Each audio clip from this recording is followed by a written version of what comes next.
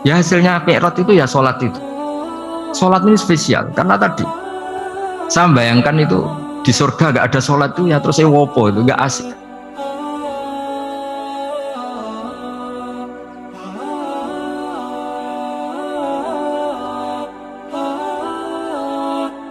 Kemudian kenapa ada peristiwa Isra Mi'raj?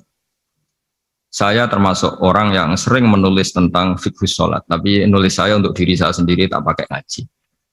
Tidak saya bukukan, memang saya sengaja karena ribet biasanya penerbit itu. Terus bicara royalti apa, kita kan mulai kecil dilatih ikhlas, jadi kalau komersial itu jadi bingung. Karena tidak biasa komersial, jadi kalau diajak komersial itu malah jadi bingung. Nabi ketika Mi'raj, ini yang jarang dikaji. Sebetulnya kalimat-kalimat dalam sholat, pertama Rasulullah Muhammad SAW ketemu Allah, itu Nabi maju. Maju ini Jibril sebenarnya mau ikut, karena Nabi bilang, ya Jibril jangan tinggalkan saya sendiri. Terus kata malaikat Jibril, sudah makam saya sampai sini, kelas saya sampai sini aja. Enggak, kamu harus nemani saya. Ketika memaksa nemanin, beliau tidak kuat. Di beberapa rawat jelaskan sampai beliau pingsan, sampai beliau tidak sadar. Akhirnya terus ada ayat wa ma minna illa lahu maqamun ma'lum. Kita punya kelas tertentu yang enggak levelnya sampai sana. Akhirnya Nabi masuk wilayah itu, area itu, dan Nabi ngendikan at-tahiyatul mubarakatus sholawatut thayyibatulillah. Kira-kira maknanya semua kehormatan, semua kebaikan, semua yang bersembah suci itu milik Allah Ta'ala. Lalu Allah menjawab, assalamu alayka ayyuhan nabiyyu wa rahmatullahi wa barakatuh. Bahwa kamu Muhammad mendapat salam dari saya, mendapat semua kehormatan, semua keselamatan. Kemudian Nabi itu karena sebagai hamba yang tidak egois, tidak ingin kalau nikmat dirasakan sendiri, tidak ingin kalau sedang senang beliau sendiri yang merasakan, beliau ngendikan assalamu alayna wa ala ibadillahi sholihin. Ya Allah tolong bahwa status selamat itu tidak hanya milik saya, tapi milik siapa saja yang soleh. Soleh itu ya sesuai kelas masing-masing. Setelah itu para malaikat melihat kebaikan Nabi yang seperti ini, melihat mentalnya atau keinginannya yang luar biasa untuk baik kepada semua orang, wa ala ibadillahi sholihin. Terus malaikat saat itu rame-rame bersaksi asyhadu alla ilaha illallah wa asyhadu anna muhammadar rasulullah. Catatannya apa di sini? Bahwa ternyata kesaksian tentang syahadat itu dimulai rasa tidak egois. Merasa bahwa rahmat ini harus dirasakan semua orang. Wa ma arsalnaka illa rahmatan lil alamin. Jadi rahmat ini harus dirasakan banyak orang. Kita tahu misalnya Islam melarang narkoba misalnya.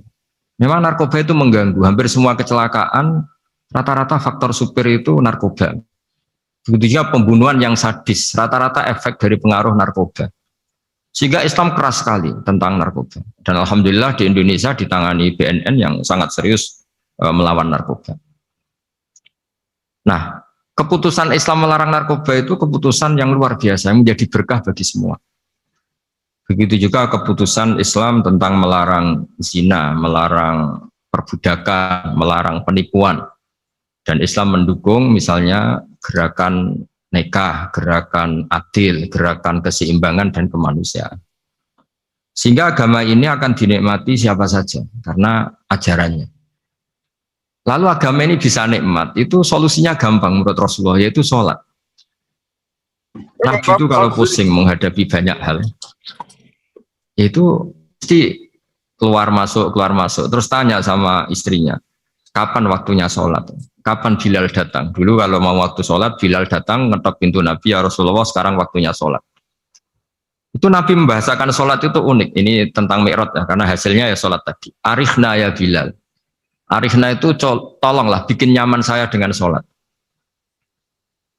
Sebelum kita belajar sholat secara serius, gampang. Kalau kita misalnya menteri atau kita ajudan atau kita apa, kayak apa asiknya kita kalau ngomong-ngomong sama presiden, bercengkrama dengan presiden atau dengan menteri atau dengan kiai, dengan atasan.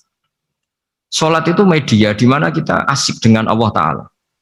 Kalau kita bisa asik dengan atasan yang manusia, apalagi ini asik dengan Allah Subhanahu wa ta'ala. Sehingga kita harus malu kalau sholat tidak asik. Kita ketemu orang yang kita hormati saja asik, masa ini ketemu Allah Ta'ala tidak asik.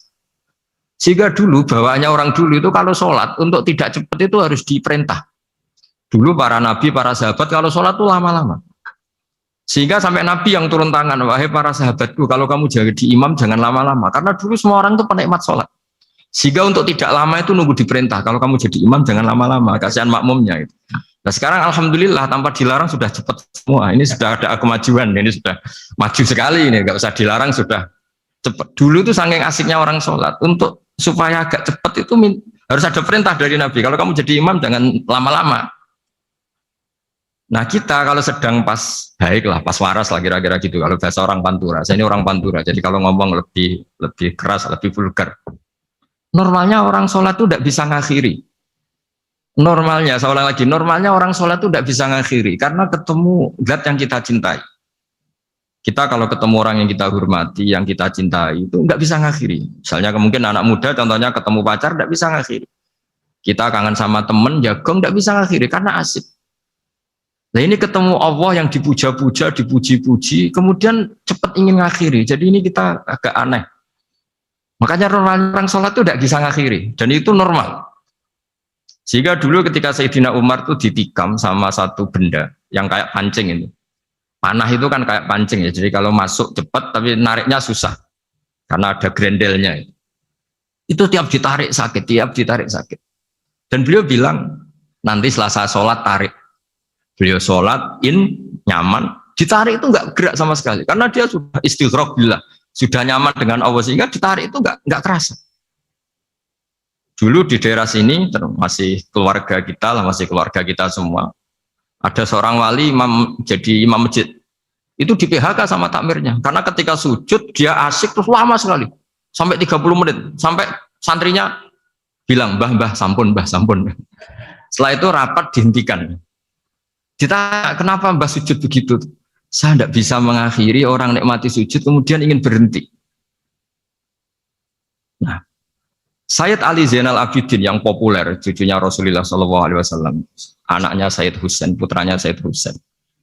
Itu bapak saya kalau cerita, beliau itu sebetulnya sholat itu hanya ingin 2 rakaat. Setelah sholat 2 rakaat, ya Allah sebagai hadiah nikmat saya sholat 2 rakaat karena asik dengan engkau, saya akan syukur lagi sholat 2 rakaat. Akhirnya ketika nikmati sholat, dia sholat lagi 2 rakaat sampai akhirnya 1000 rakaat. Itu tanpa rasa capek, karena merasa keasikan. Masa momen seasik ini kemudian saya tinggalkan ya Allah. Akhirnya sholat lagi. Sehingga ada seorang wali ditanya, kamu ingin masuk surga? Tanya, di surga ada sholat enggak? Enggak ada katanya. Wah kalau enggak ada sholat, saya enggak masuk surga.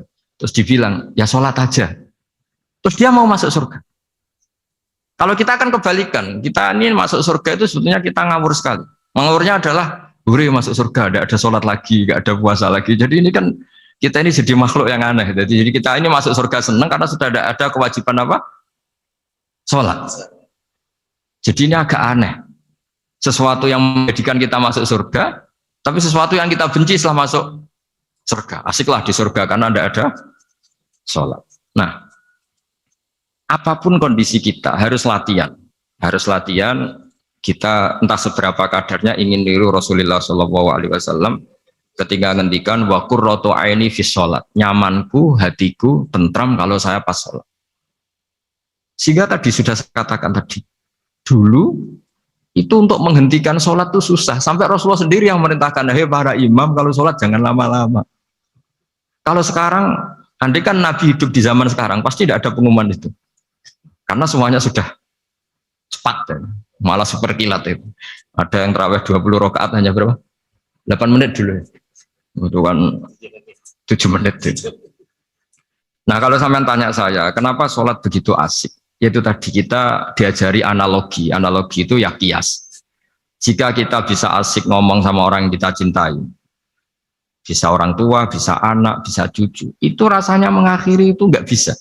Karena bawaannya asik gitu. Apalagi ini kita munajat bercengkrama dengan zat yang kita butuhkan sebelum kita ada, sampai setelah kita ada, sampai setelah kita tidak ada. Kita semua akan hasbunallah wa ni'mal wakil. Sehingga dulu bawaannya orang dulu itu, saya cerita sedikit, ada orang mau meninggal, namanya Umar bin Abdul Aziz, itu khamisul khulafa, orang yang terkenal adil. Ketika mau meninggal, senangnya bukan main. Ditanya, kenapa engkau senang? Memangnya kalau saya mati mau kemana? Ketika saya hidup dengan segala nikmat itu ya karena Allah Ta'ala. Saya nanti mati ke zat yang sama. Dikelola oleh zat yang sama, yaitu Ar-Rahman Rahim. Dulu saya disayangi Allah, paling setelah mati juga disayangi Allah. Karena yang jadi Tuhan setelah mati, Tuhan yang sama ketika di dunia, yaitu Rahman Rahim.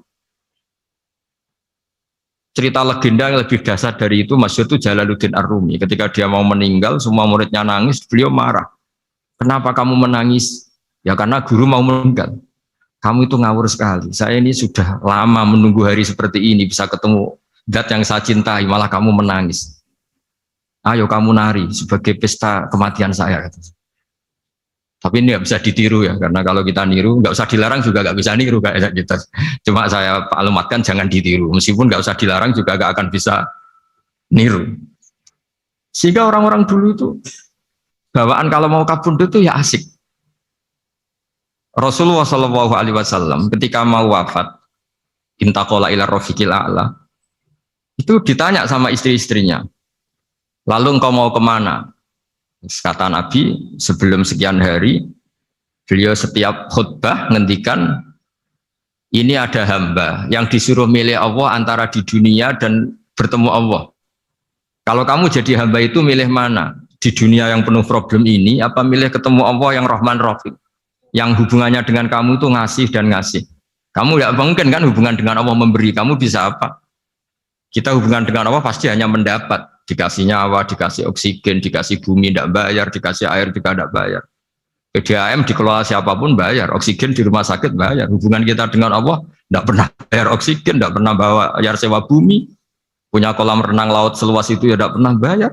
Udah gitu kolam renangnya menghasilkan ikan. Kalau kita kan semuanya utang jasa sama Allah, dan reputasi Allah itu dengan kita hanya memberi, tidak pernah meminta. Akhirnya hubungan-hubungan inilah yang menjadikan terus semua sahabat jawab, ya kalau kita jadi hamba itu pasti milik Allah lah. Jadi Nabi itu saking pinternya orang, supaya orang siap dengan keberangkatan beliau itu dibikin satu taksis, satu apa ya, kalau orang Jawa bilang itu dikai persemon, dikai mukaddimah. Supaya orang-orang itu siap kalau Nabi ngendikan. Kalau kamu seorang hamba disuruh ketemu Allah sama hidup di dunia yang fana ini milih mana? Ya milih ketemu Allah. Ketika akhirnya Rasulullah wafat, ternyata orang itu adalah Rasulullah. Ya akhirnya sahabat bilang, ya iyalah masa dengan kita sama Allah milih ketemu kita, pasti milih ketemu Allah. Nah, sholat itu mi'rajul mu'min, sholat itu adalah cara seperti itu.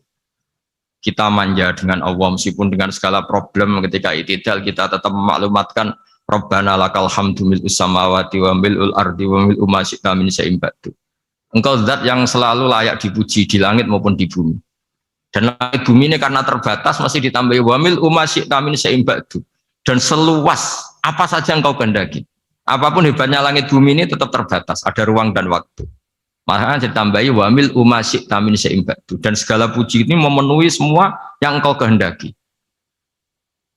Saya berkali-kali bilang kalau hubungan dengan Allah nyaman, caranya gitu. Kalau kita sakit, bayar oksigen. Kalau kita butuh air, bayar PDAM. Allah itu tidak pernah nyuruh kita bayar.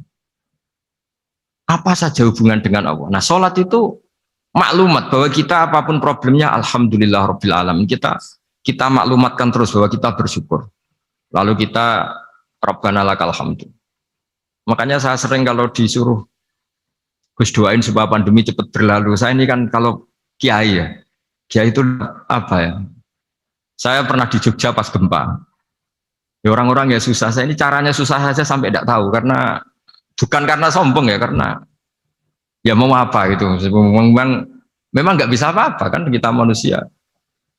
Jadi saya mohon sholat ini jadi media yang luar biasa. Jadi di antara makalah Imam Syafi'i paling terkenal itu fasihan idama kana fi dzikri rabbih wa fi ma siwahu kana fin nasi ajama. Orang baik itu orang yang fasih. Fasih itu lantang dan cerdas dan vulgar dan nyaman ketika ngomong tentang Allah. Sholat itu semua hubungan kita ngomong dengan Allah. Misalnya kabira walhamdulillah katsira, hanya engkau yang maha besar ya Allah.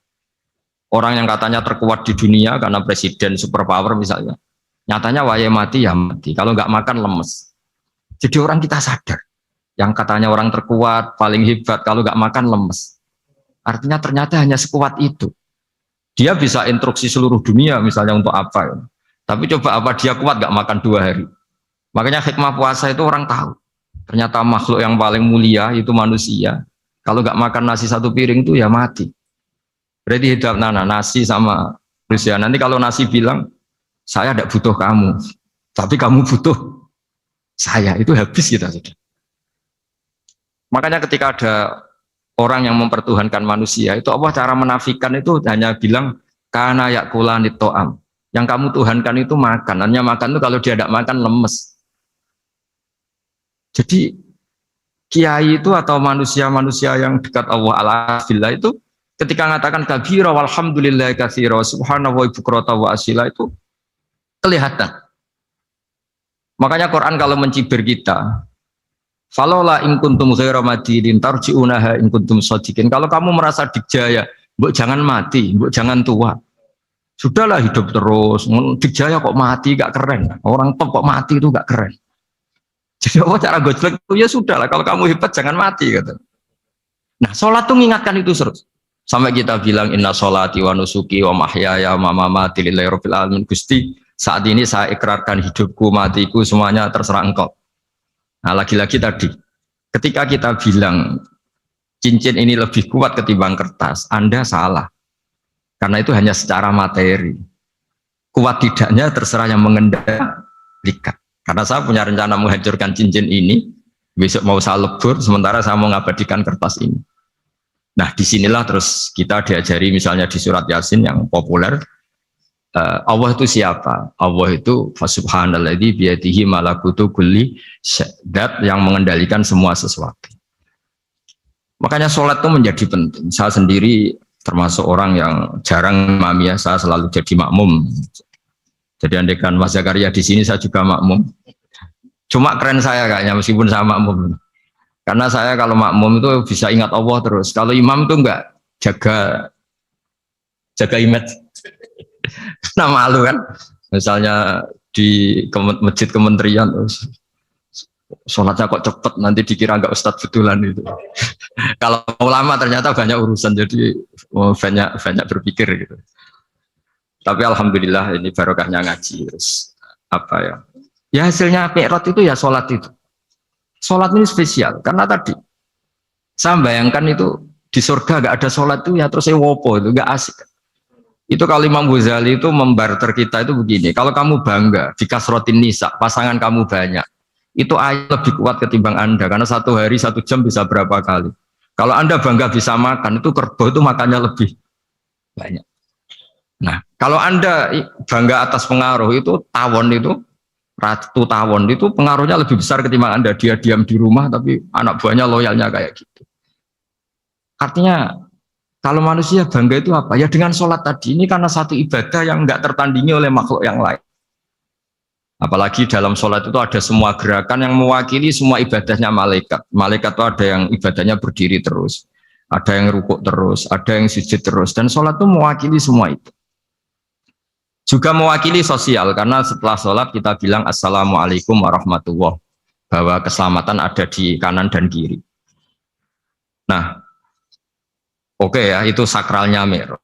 Tapi di balik mi'raj itu ada hal-hal yang manusiawi. Dan ini yang terjadi di dunia. Ketika Rasulullah melangkahi makamnya Nabi Musa, makam itu status ranking lah kalau dalam bahasa Indonesia itu. Kalau bahasa Indonesia itu ribet, makam itu kuburan. Makanya orang Indonesia sering tanya saya, Gus, makamnya Nabi Ibrahim kok batu? Makam yang dekat Ka'bah itu bukan makam dengan makna kuburan, itu tempat yang dipakai Nabi Ibrahim membangun apa? Ka'bah. Cara Jawa pancatan itu. Nabi Musa itu gak terima, komplain sama Allah. Ya Allah, ini lebih junior ketimbang saya. Kenapa makamnya melangkahi saya? Ini tidak fair. Jadi di mana-mana manusia itu kalau disalib junior itu ya tidak terima. Ya ada manusianya. Terus ditanya sama malaikat Jibril, kenapa kamu gak terima? Ini orang Israel, kadung ngira saya ini nabi paling top. Ini kalau sampai konangan saya kalah sama Muhammad tuh malu saya kata. Jadi artinya ya ada sisi manusia. Itu ada kitabnya. Terus Ya tapi memang Nabi Muhammad lebih top ketimbang kamu. Memang dia Nabi pilihan, Sayyidul Awalin wal Akhirin. Oke, kalau saya kalah dengan dia nggak apa-apa. Tapi umatnya jangan ya. Maksudnya umatnya bangsa Israel harus lebih top ketimbang kita. Makanya orang Israel sampai sekarang begitu itu ya memang ada sanatnya, nggak mau kalah. Karena usulnya Nabi Musa memang nggak boleh kalah. Terus terus kata Allah, ya tidak bisa. Memang yang paling top tetap umatnya Muhammad, bukan umat kamu. Tetap kamu kalah. Sehingga setelah kalah dan menang itu kita terus tidak tahu. Misalnya begini ya, penemu komputer atau penemu mobil sama yang beli mobil itu hebat mana? Kalau bicara keilmuan ya hebat penemunya. Tapi kalau bicara kapitalistik, udah bikinkan mobil yang mewah gini-gini. Nanti tanggal ini jadi ya. Hebat mana yang nyuruh sama yang disuruh? Kalau logikanya pakai gitu. Hebat mana yang nyuruh sama yang disuruh?